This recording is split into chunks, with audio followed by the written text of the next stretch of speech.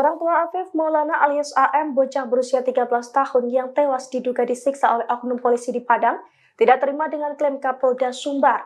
Menurutnya, AM bukan tewas karena sengaja terjun ke jembatan Kuranji seperti temuan dari Polda Sumbar.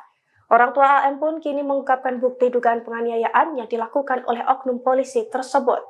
Dilansir dari tribunwow.com pada Selasa 25 Juni 2024, hal itu diungkapkan langsung oleh orang tua Afif Maulana yang bernama Afriandi dan juga Anggun Anggriani. Dalam keterangannya, orang tua Afif Maulana mengaku tidak terima dengan temuan Polda Sumbar yang menyebut bahwa putranya tewas karena terjun dari jembatan Kuranji ke Sungai Batang Kuranji. Ibu Afif Maulana Anggun bersikukuh bahwa putranya tewas karena disiksa. Terlebih menurutnya di tubuh Afif Maulana ditemukan bekas sepatu yang diduga milik pelaku penyiksaan. Sementara menurut sang ayah Afriandi, tubuh Afif Maulana juga penuh luka seperti bekas penganiayaan.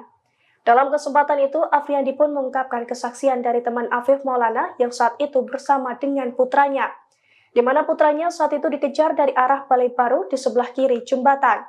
Oleh karena itu, ia menilai jika putranya itu melompat seharusnya saat ditemukan posisinya di sebelah kiri, bukan di tengah jembatan.